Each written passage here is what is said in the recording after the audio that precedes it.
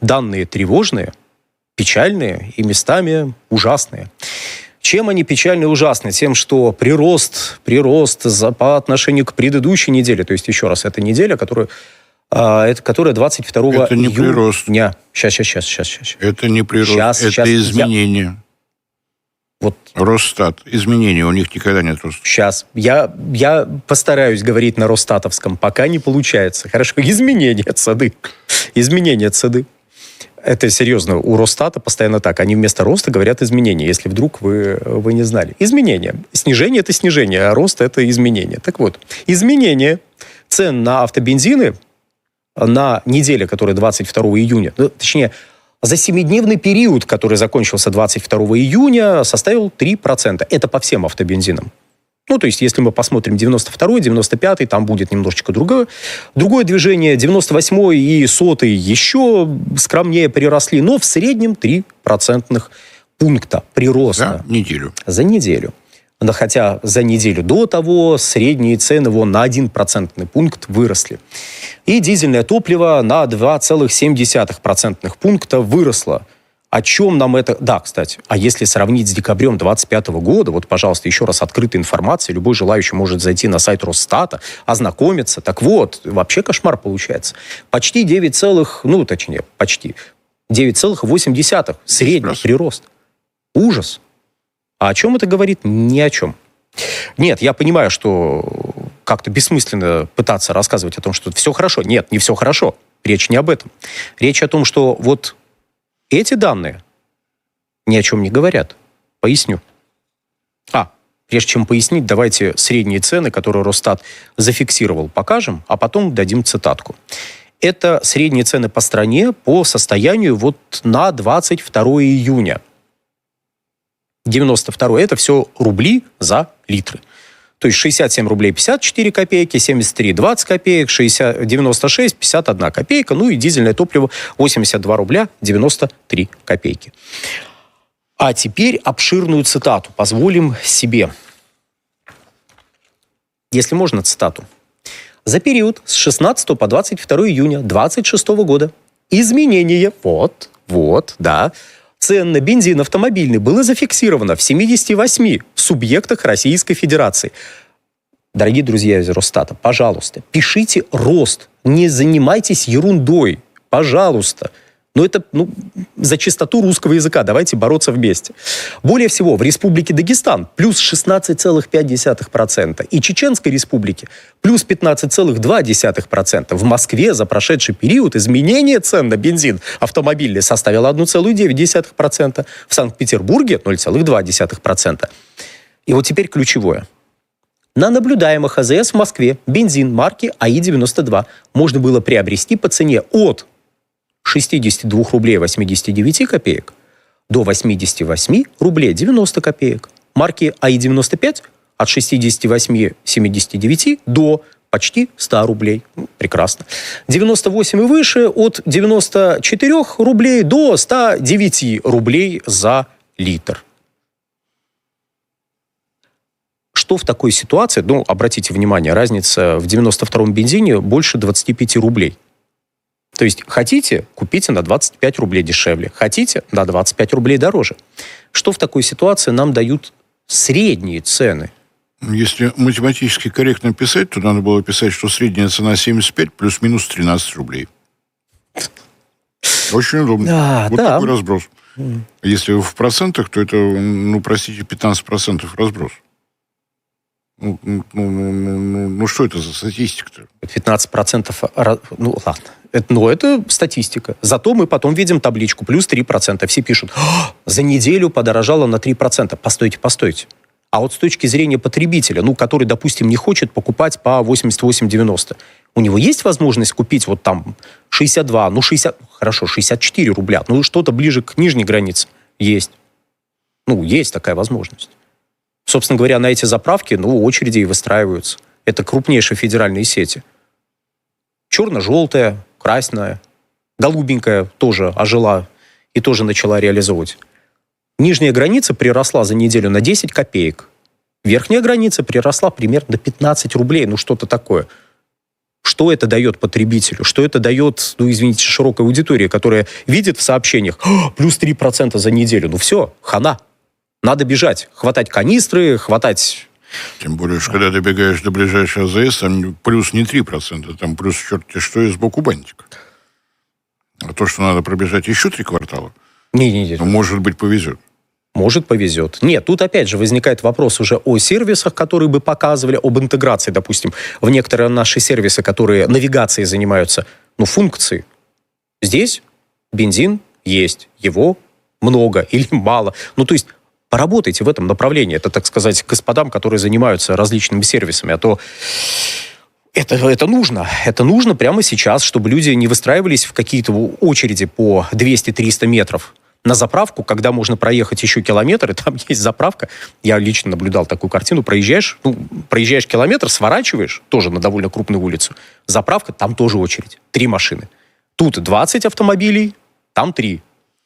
А я на всякий случай напомню, что сейчас, когда у нас широкими шагами идет цифровизация, роботизация, внедряется искусственный интеллект, строятся ЦОДы, Министерство энергетики остается одним из немногих в составе правительства, который не имеет государственной информационной системы. Когда будете рассказывать, господа, о том, как у вас продвигается цифровизация, не забывайте об этом факте. И объясним тут одной новостью динамику цен. Если можно, 3.4 поставьте, пожалуйста, цитату. Сеть АЗС «Нефтемагистраль» снизила цены на все виды топлива. А говорят, у нас цены на бензин не снижаются. Пожалуйста. Цена бензина АИ-92 теперь стоит почти 71 рубль. 95 почти 80. Мне нравится это. 70 рублей 99 копеек. 79 рублей 99 копеек. 95 ЭВО 82 рубля 99 копеек. АИ-100 99 рублей 99 копеек. Дизельное топливо 84 рубля 99 копеек. Это как раз эта сеть и задала верхнюю границу в 109 рублей за сотый бензин. Видите, снизила. Видите, как здорово снизила? Почти на 9 с небольшим, на 9 рублей 1 копейку снизила цену. Неплохо. В гости заехали сотрудники Федеральной антимонопольной службы просто кофе попить. Кстати, чаю. Говорит, у вас кофе вкусный, мы приедем, попьем. Попили. Там сказали, давайте мы снизим цены. Поэтому мы можем предположить, учитывая, что 23 июня произошло это снижение, то есть 22-го Росстат зафиксировал статистику, 23 июня произошло снижение. Давайте предположим, что по Москве цена средняя снизится по итогам текущего периода, когда Росстат зафиксирует 29 числа следующий период, недельный, скажет, все, с такого-то по такое-то, с 23 по 29 цены снизились. Что это даст потребителю? Ничего. И тут вопрос не Росстату, тут вопрос коллегам из СМИ. Пожалуйста, дорогие друзья, если вы вдруг посмотрите этот выпуск, огромная просьба, если вы публикуете данные Росстата, тем более в текущей, кризисной, откровенной ситуации, пожалуйста, немножечко разберитесь в этих данных и посмотрите, откуда они берутся и о чем они говорят. Потому что для потребителя, кроме как повысить тревожность, такая новость ничего не даст. Абсолютно ничего. И не объяснит, как сейчас выглядит ситуация. Потому что для всех людей ситуация выглядит не самым лучшим образом. И когда с высоких трибун выходят, говорят, все контролируется, люди не верят. Вполне очевидно. Тут нужно выстраивать еще и диалог на таком уровне. Говорить не просто, что все контролируется, всего хватает. А объяснять, что да, всего хватает в среднем, нужно перебрасывать между регионами. Чтобы перебрасывать эффективно, необходимо сейчас вводить нормирование, потому что, извините, если начали бежать люди, мне объясняли, нет. Говорит, ты ошибаешься. Нету вообще людей с канистрами, что ты такое выдумываешь? Я думаю, что ж, не верь глазам своим. Лично видел несколько человек. Коллеги присылают фотографии, как там, открытый багажничек и в канистры. Такого нет. Ажиотажного спроса нету. Давайте так на пальцах, без красивых слов, без изменения цен, что происходит? Происходит, как сейчас принято говорить, внеплановые ремонты. За минувшие годы сложилась схема. На ту нефтебазу мы отправляем с нашего НПЗ столько-то цистерн еженедельно, на ту базу другое количество и так далее. У нас теперь такой возможности нет. Значит, нефтебаза должна придумывать, где взять. У нас единственный крупный объем, перевозчик для крупных объемов поставок РЖД. В количестве 1 штука, где, конечно же, прошла цифровизация, и там все очень легко перестраивается, вручную. Александр Новак просто создал оперативный штаб, где вручную ежедневно решаются вот такие проблемы. Завод номер 3 обслуживал зону номер 2, а теперь надо, чтобы завод номер 4 ее обслуживал, при этом не забыл про зону номер 8. Вручную, несмотря на все рассказы про цифровизацию. А при этом надо помнить, что все, что движется по нашим железным дорогам в сторону юга, имеет литерные грузы. И вот туда встраивать какие-то блоки, цепки, цистерн с топливом, с нефтепродуктами не всегда получается. Потому что цифровизация, у нас же все решается легко, мы же цифры на каждом совещании все красивше и красивше, там уже за 100%, по-моему, перелезло. Когда надо попытаться разобраться, выясняется, что, оказывается, ручками надо. Потому что разные операторы, разные компании владеют цистернами, разные компании владеют нефтебазами. И то, о чем говорили, что нет государственной информационной системы в нашем Министерстве энергетики, вот у нас сейчас всплывает. Никто не знает, сколько у нас работающих автозаправок. Нет генеральной схемы их размещения. Никто не знает коммерческого положения на наших нефтебазах. Ростехнадзор, разумеется, обеспечивает порядок с точки зрения пожароопасности, взрывоопасности. Но Ростехнадзор не вмешивается в то, сколько купили, чье топливо хранится, почем продали, какой тариф за хранение. Это никого не касается. И вроде как законы при этом никакие не нарушаются. Можно по итогам будет только выяснить, Федеральной налоговой службе заплатили за все то, что происходило. Вот если не заплатили, тогда да, нарушение есть. А сейчас ничего нельзя сделать. И даже тем замечательным людям, которые набили полный багажник и потом в гараже продают по двойной цене, им тоже ничего не скажешь, кроме того, что ты по итогам, когда налоговую декларацию будешь подавать, не забудь отразить. Все. Кстати, о двойной цене. В Севастополе 26 июня объявили о возобновлении продажи топлива. Соответствующее сообщение из канала губернатора, что с 27 числа опять начинается реализация топлива по 20 литров по QR-кодам. И вот про QR-коды запомните, пожалуйста, если вдруг вы нас не из Крыма смотрите и не из города федерального значения Севастополя. А теперь про цены. Можно фотографию? Потому что цены немножко удивляют. Нам уже цены, правда, прислали в чат, но все нормально, мы подготовились. Большое спасибо, мы подготовились, вот, пожалуйста. Сильно расходится с тем, что вы написали? Нет, расходится, потому что, видимо, это вчерашние цены. Вот примерно так. Да, 95-й НП по 170 рублей заправляли люди. То есть топливо есть, но по 170, но про двойную цену. Зато у нас сейчас начали бороться с объявлением о продаже топлива на площадках для размещения объявлений. Почему-то их назвали маркетплейсами, но это не маркетплейсы, да ладно, это не важно. В общем, на всяких наших площадках, где размещают объявления. Но, тем не менее, ходят слухи. Давайте слухи пораспускаю, если позволите. Вот сейчас, еще раз.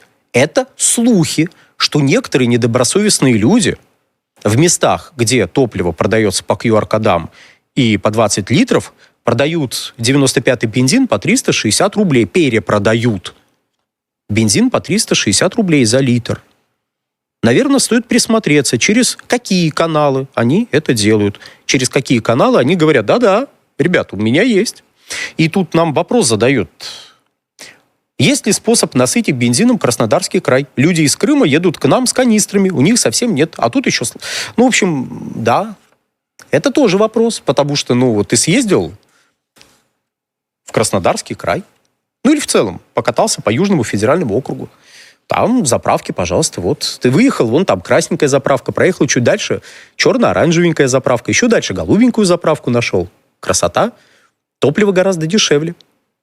Наполнил, особенно если у тебя канистра с собой, а лучше бочоночек, наполнил, вернулся, сказал, ребята, смотрите, смотрите, чего есть, не хотите ли купить. Тут, правда, можно возразить, что по Крымскому мосту там есть ограничения на провоз топлива. Ну, хорошо. Но, может быть, люди на паромной переправе доставляют. Кто их знает, этих ушлых персонажей? И тут... Дело не в том, что ушлые, а какие законы они нарушают. Вот в чем вопрос. Вот. И тут мы приходим к тому, что такой переток, он, по идее, не запрещен. Тут всех к сознательности призывают из серии «Ребята, вот тут ограничение 30 литров». Я тут заправлялся на одной столичной заправке, которая ввела ограничение по 30 литров. Да, в столице тоже есть ограничение. На некоторых заправках 30 литров. Некоторых. Вот я заехал на такую. И тут крик в очереди. Очередь, кстати, не очень большая была, но вот крик. Смотрите, он второй раз оплатил. Там предоплата, человек выходит, платит, ему заправляют. Да он второй раз пошел, заплатил, ему еще 30 литров залили. Вот. То есть к сознательности пытаются призывать, в том числе в регионах, где ажиотажный спрос. Кстати, чем дефицит отличается от ажиотажного спроса? Есть средний уровень потребления, можно даже с поправкой на сезон. Вот средний для данного времени года уровень потребления. И вдруг у вас нет возможности удовлетворять этот средний уровень. Это дефицит. А вдруг у вас этот средний уровень потребления подскакивает раза в 1,5, а то и 2. И люди вместо того, чтобы заправлять 20-30 литров в среднем, вы, уважаемый зритель, который сейчас по ту сторону экрана говорит, а я больше заправляю, мне надо больше. Я понимаю, конкретно вам надо больше. Но в среднем 20-30 литров люди за раз покупают. Не на трассе, в среднем вообще. И... на самом деле у каждой заправки есть статистика. Мы с утра имеем вот такой запас, его хватает до конца дня, ночью привезем еще, а тут утром открылись, через час уже ничего нет. Потому что к вам выстроились люди, каждому нужно уже по 50, 60, 80 литров. Почему? А вот еще канистрочка. А потому что, как канистрочка, конечно, в бак-то, может, и не влезет. Хотя, смотря какой бак. Бывает и до 100 литров у легковых автомобилей. Но в среднем, опять же, баки 50-55 литров. Это к вопросу о том, что 20-30 литров, почему столько, кто их покупает? Вот покупают. Так вот, канистры с собой притащили, бочоночек с собой притащили.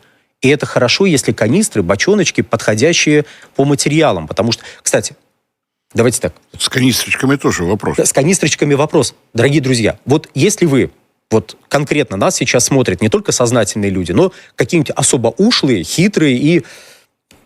Продвинутые. Продвинутые. Дорогие друзья, если вам плевать на текущую ситуацию, вам конкретно очень нужно сделать запас, я понимаю, непреодолимое желание, у меня одна просьба.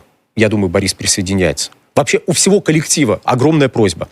Посмотрите, пожалуйста, чтобы тара, в которую вы топливо заливали, подходила по нормативам, чтобы в ней можно было хранить нефтепродукты. А то некоторые персонажи, как я наблюдал, не только в подходящую тару заливают, но и в не очень подходящую. Если вы не хотите узнать, что бывает, когда горючие газы встречаются со статическим электричеством, пожалуйста, хотя бы используйте подходящую тару.